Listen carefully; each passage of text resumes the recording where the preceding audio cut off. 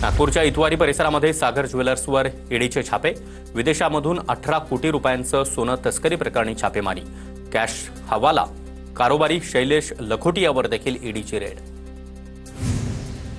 धुळ्यामधील गुलमोहर rest house प्रकरणी चौकशीला वेग। संबंधित रक्कम ट्रेझरीमध्ये जमा। किशोर पाटील यांची देखील चौकशी।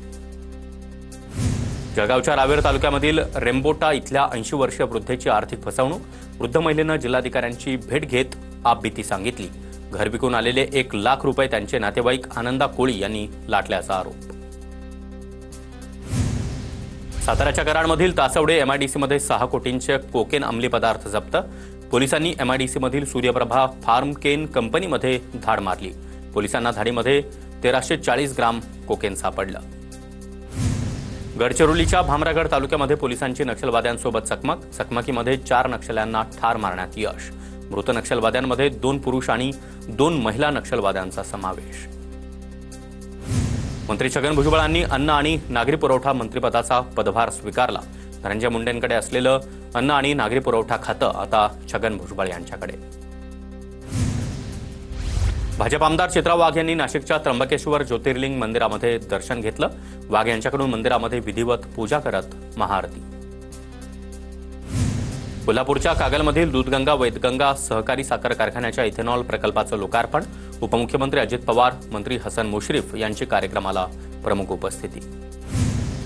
वर्ध्याच्या आर्वीमध्ये काँग्रेसच्या नियोजन आणि कार्यकारिणी आढावा बैठकीमध्ये नाराजी नाट्य। काँग्रेसचे राष्ट्रीय समन्वयक शैलेश अग्रवाल यांनी बैठकीतून बाहेर निघत सभागृह सोडलं। गटबाजी करत असल्याचा अग्रवाल यांचा आरोप।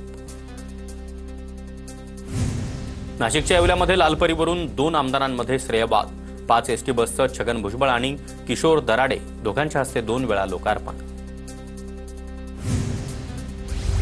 विरोधी पक्षनेते अंबादास दानवे यांच्या हस्ते शिवसेना मध्यवर्ती कार्यालयाचं उद्घाटन। जिल्हाप्रमुख संतोष पाटील यांचे धुळे सोलापूरमध्ये मध्यवर्ती कार्यालयामध्ये नागरिकांनी आपल्या समस्या मांडण्याचं आवाहन। राष्ट्रवादीचे आमदार संजय खोडके यांच्यावर मोठी जबाबदारी। 6 जिल्ह्याच्या समन्वयकपदी आणि प्रदेश सरचिटणीस पदावर नियुक्ती। महानगरपालिका निवडणुकीच्या पार्श्वभूमीवर खोडके यांच्यावर मोठी जबाबदारी। यवतमाळ जिल्ह्यामध्ये काँग्रेसकडून नगर परिषदेसाठी उमेदवाराची चाचपणी सुरू। स्वबळावर निवडणूक लढण्याची काँग्रेसची तयारी। काँग्रेस शहराध्यक्ष बबलू देशमुख यांची माहिती। छत्रपती संभाजीनगरच्या कन्नड तालुक्यामध्ये मुसळधार पावसाची हजेरी। छोट्या मोठ्या नदी नाल्यांना पूर आल्यानं नाचनवेल परिसरामधील अंजना नदीवरील पूल वाहून गेला। कोल्हापूरमध्ये गेल्या 4 दिवसांपासून सुरू असलेल्या पावसामुळे पंचगंगा नदीच्या पाणीपातळीमध्ये वाढ। पाणीपातळी वाढल्यानं कसबा बावडा इथला राजाराम बंधारा पाण्याखाली। कसबा बावडा ते वडनगे रस्ता आता वाहतुकीसाठी बंद। पालघरच्या केवळा, मनोर, सफाळेमध्ये दमदार पाऊस। सफाळेसह पश्चिम भागामध्ये मुसळधार पाऊस सुरू। पालघर जिल्ह्याला आज येलो अलर्ट। मुसळधार पावसामुळे साताऱ्याच्या कराड तालुक्यातील डेळेवाडी खिंडीमध्ये दरड कोसळली। डेळेवाडी खिंडीमधील वाहतूक काल रात्रीपासून ठप्प। सिंधुदुर्गमध्ये पावसाचा जोर अजूनही कायम। वैभववाडीमध्ये तालुक्यात 92 मिलीमीटर पावसाची नोंद। करूळ घाटामध्ये ठिकठिकाणी दरड कोसळण्याचं सत्र सुरूच। सिंधुदुर्गच्या कणकवली, मालवण, कुडाळ तालुक्यामध्ये पावसाची हजेरी। नदी नाले प्रवाहित। जिल्ह्यामध्ये ऑरेंज अलर्ट जारी। रत्नागिरीमध्ये मुसळधार पावसामुळे संरक्षक भिंत कोसळली। पोमेंडी खुर्दमध्ये ही घटना। भिंत कोसळल्यानं 3 जण जखमी। सातारा जिल्ह्यामध्ये अवकाळी पावसाचा तडाखा। जिल्ह्यामध्ये अनेक शेतकऱ्यांचं मोठं नुकसान। भाजीपाला शेतातच सडून जाण्याची शक्यता। शेतकरी हवालदिल। हिंगोलीमध्ये सततच्या पावसामुळे भाजीपाला उत्पादक शेतकरी अडचणीत। 2 एकरवरील गोबी पिकांवर शेतकऱ्यानं रोटावेटर फिरवला। पुण्यातील शिरूरमध्ये मान्सूनपूर्व पावसाचा पेरूला फटका। पिंपरी दुमाला परिसरामधील शेतकऱ्याचं मोठं नुकसान। सोलापुरात जिल्ह्यासह ग्रामीण भागामध्ये 10 दिवसांपासून सुरू असलेल्या पावसाला विश्रांती। 1 ते 22 मे दरम्यान सोलापुरात 116 मिलीमीटर पावसाची नोंद। 142 गावांमध्ये नुकसान। वाशिममध्ये वादळी वाऱ्यामुळे सौर पॅनलचं नुकसान। सरकारनं सौर पॅनल बदलून द्यावं, शेतकऱ्यांची मागणी। अमरावती जिल्ह्यामध्ये मान्सूनपूर्व पावसामुळे पिकांचं मोठं नुकसान। शेतकऱ्यांवर आर्थिक संकट। 16 गावांमध्ये घरांचं देखील नुकसान। सिंधुदुर्ग जिल्ह्यामध्ये 24 तासात 99.5 मिलीमीटर पावसाची नोंद. वेंगुर्ला सर्वाधिक 167 मिलीमीटर पाऊस, तर वैभववाडीमध्ये सर्वात कमी 92 मिलीमीटर पावसाची नोंद. सोलापूरच्या माढा तालुक्यामध्ये 5 दिवसांपासून जोरदार मान्सूनपूर्व पाऊस, 138 मिलीमीटर पावसाची नोंद. शेतकऱ्यांमध्ये चिंतेचं वातावरण. साताऱ्यातील महाबळेश्वरमध्ये मुसळधार पाऊस, सकाळी 8 वाजेपर्यंत 93 मिलीमीटर पावसाची नोंद. धरणाच्या पाणी पातळीत देखील वाढ. मुसळधार पावसामुळे जळगावच्या मध्यवर्ती बस स्थानकामध्ये गळती, बस स्थानकातील स्लॅबमधून पाण्याची गळती. प्रशासनाच्या दुर्लक्षामुळे प्रवाशांना नाहक त्रास. अमरावतीमध्ये मान्सूनपूर्व पावसाचा थंड पेय विक्रेत्यांना फटका. वातावरणामध्ये गारवा वाढल्यानं थंड पेयांच्या दुकानांकडे नागरिकांची पाठ. नाशिकमधील कांदा उत्पादक शेतकरी दुहेरी संकटात. येवला बाजार समितीमध्ये गोल्टी कांद्याला 135 रुपये प्रति क्विंटलचा दर. कांदा उत्पादक शेतकऱ्यांच्या चिंतेत वाढ. कोल्हापूरच्या चंदगडमध्ये हत्तीचा धुमाकूळ. कौलगे या गावातल्या शेतकऱ्यांचा हत्तीकडून मोठं नुकसान. तत्काळ उपाययोजना करण्याची शेतकऱ्यांची मागणी. भंडाऱ्याच्या चिखल्यामध्ये आदिवासी बांधवांच्या बेमुदत उपोषण सुरू. ठक्कर बाप्पा विकास निधीच्या गैरवापर प्रकरणी चौकशी करण्याची मागणी. नाशिकच्या इगतपुरीमधील जिंदाल कंपनीला लागलेली आग अखेर आटोक्यात.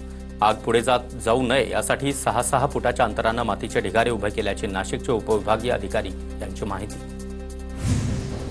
भिवंडीमध्ये पावसाळ्यातील दुर्घटना टाळण्यासाठी 21 अतिधोकादायक इमारती निष्कासित. कल्याण दुर्घटनेनंतर भिवंडी पालिका प्रशासनाकडून खबरदारी. यवतमाळ जिल्ह्यामध्ये 3 जूनपर्यंत ड्रोन बंदी. ड्रोन किंवा मानवरहित यंत्र उडवण्यास जिल्ह्याच्या हद्दीमध्ये बंदीचा आदेश जारी. बदलापूरसाठी 260 कोटींची पाणीपुरवठा योजना मंजूर. पाणीपुरवठा मंत्री गुलाबराव पाटलांनी बोलावलेल्या बैठकीमध्ये निर्णय. 74 किलोमीटर लांबीची पाईपलाईन आणि 14 जलकुंभ उभारले जाणार. सोलापूरमध्ये वाहतूक शाखेकडून बुलेटसह 46 वाहनांवर कारवाई. अचानक कारवाई करत 22,000 रुपयांचा दंड वसूल. ठाण्याच्या कळव्यामधील शिवाजीनगर परिसरामधील नालेसफाई जैसे थे. नालेसफाईची काँग्रेसने पदाधिकारी राहुल पिंगळे यांच्याकडून पोलखोल. बीडच्या परळीमध्ये जातीवाचक शिबकाळ करत तरुणाला मारहाण. 5 जणांविरुद्ध अॅट्रॉसिटीसह मारहाणीचा गुन्हा दाखल. बीडमध्ये एकत्र होणारे 2 बालविवाह रोखण्यामध्ये पोलिसांना यश. मानव तस्कर विरोधात युनिटची कामगिरी. छत्रपती संभाजीनगरमध्ये दलालांचा सुळसुळाट. बांधकाम कामगारांना सरकारकडून देण्यात येणाऱ्या संसारोपयोगी साहित्यांसाठी एजंटकडून 1200 ते 1500 रुपयांची मागणी. अवैध पैसे घेतानाचा व्हिडिओ देखील व्हायरल.